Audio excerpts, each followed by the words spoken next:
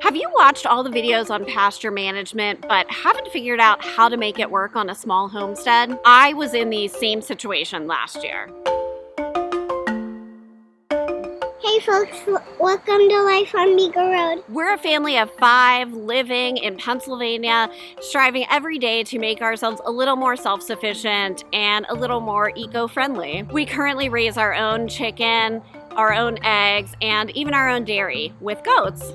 And for fun, we've got some alpacas. But I'll tell you, when you're looking at egg layers, meat birds, dairy goats, and alpacas, that's a lot of pasture rotation. Let me give you an idea of the size property that we're working with here. We have just under 5 acres total, but in that 5 acres, a large portion of our property is in front of our house, which, according to our local government, we are not allowed to use as pasture. Because we went through a legal battle to have the livestock that we do now, we do try to abide by that regulation and only use animals on the front of the property when we're having, say, the goats clear brush. We don't rotationally graze there. Not using that front of our property costs us about 1.5 acres of space. Then when you account for the house, the garden, and room for the human kids to play, we're down to about 3 acres to rotate pasture. If you're here, you may already be sold on the basic tenets of pasture rotation. You save on feed costs, you control the level of parasites in your animals and on your pastures, you prevent disease, and you continually improve your soil. But doing that on a limited amount of space when you still want to be as self-sufficient as possible and taking care of these animals probably isn't your full-time job can be challenging. Here's what I've learned. Pasture rotation is all about rest and recovery. You are not going to completely eliminate all of your parasites, you're not going to prevent every disease, and you're not going to entirely feed your animals through pasture rotation when you are on a small homestead. My number one thought when rotating a pasture is to think about the plants in that space recovering and growing back up higher. Particularly when we're talking about goats and alpacas, the parasites that affect them can't climb super high. So if the grass is high and they're eating the top of it, then they're not going to pick up the parasites. If they're eating grass and weeds and whatnot that's really close to the ground, they are going to pick up those parasites that are smack dab against the ground or in that first inch or so off the ground. The next thing I think about is what's going to go in this pasture next season. That's where chickens come into account for me. Although we let our egg layers free range most of the time, our meat birds are contained in an electric net, and I can use those meat birds, particularly ones that are good at foraging like the Freedom Rangers, to eat parasites.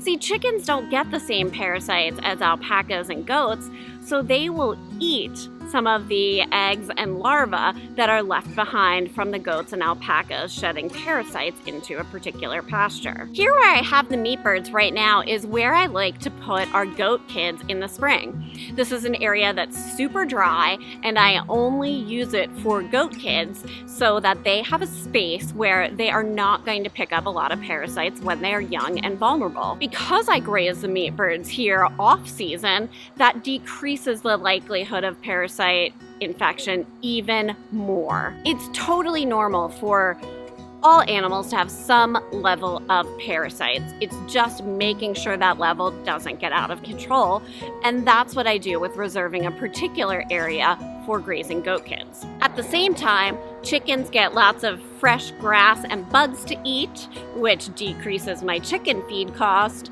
and they leave behind fertilizer, which means in the off season, my yard looks fabulous. I had a chicken in there that just didn't want to move to his new place. Silly birds. Let's take a look at where these chickens have been for the past few weeks.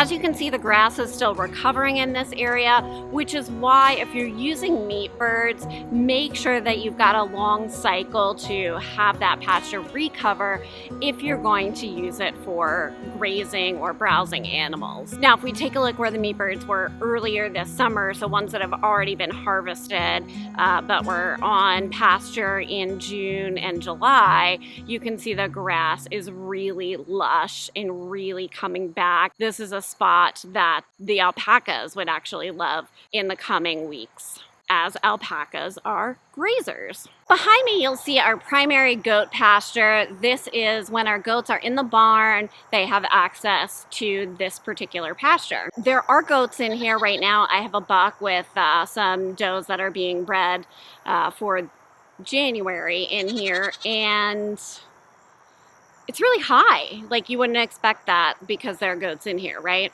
Well, it's filled with an invasive weed that they don't like. I mean, if they had nothing else to eat, they would eventually eat it, but they don't want it. So I'm gonna rotate them out of here, scorch this pasture, and replant it soon because I need the vegetation to regrow. And then I won't put anyone in here until about a month before does are ready to kid. That will give them a pasture that not only has stuff they want to eat in it, but has had a lot of time to grow and recover and will not cause as many parasite issues for does that are about to kid. Kidding and being in milk are very stressful on a doe's body, so they're more susceptible to parasites. Over here, I've got does that are already bred, and I'm taking advantage of a space on our property that is not often used for pasture. This area is typically very wet, so we are not putting goats or alpacas down here a lot. This summer, it's been very dry, so I was able to utilize this space, which is awesome because that means it's been, I don't know, at least 18 months since we had animals in this area. That meant there was tons of vegetation for them to eat, very low parasite risk, very low disease risk, and I wasn't dragging a bunch of hay down here. This is a time saver too.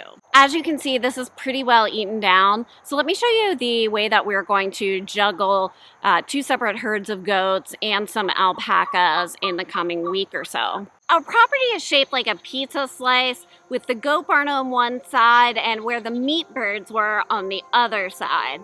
So that top side where the meat birds are, it's typically pretty dry.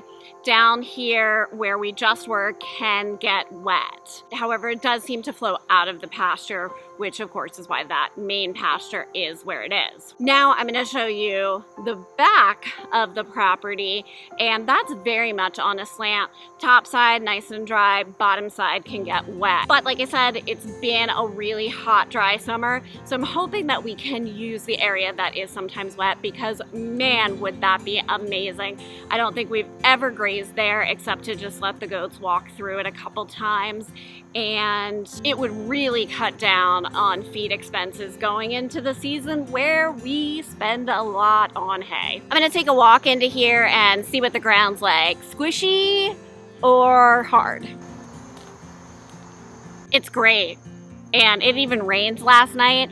Actually last couple nights in a row, and like I said, so dry, the ground just soaked up that water. There's a real variety of plant life in there too, which the goats will appreciate.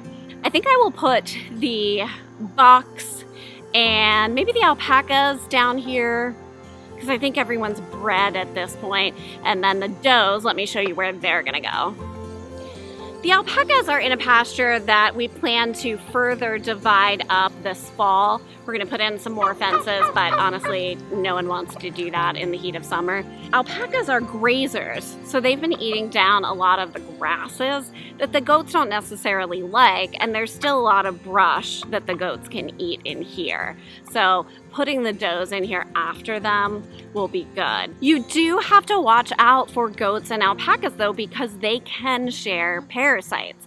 So you don't get the parasite reduction rotationally grazing. You have to assume they are like putting the same animal in that space. That said, alpacas do pee and poop in a pile, so it's easier to clean up. They are not necessarily shedding parasites all over the place in a pasture. If I can stress one thing about rotationally grazing on a small space, it's to really plan it out. Think season long, think season ahead, season back. Really be conscious of what you're doing with your ground and which animals are on it when, how soon you can put a different species on them, and think about potentially rotating and growing into some of those spaces too. I haven't done that yet, but I've thought about it. How did I translate all of this information to our small homestead? Trial and error, really. I saw a lot of information about pasture rotation and I did it wrong. Check out this video and you can see what happens if you don't do it right.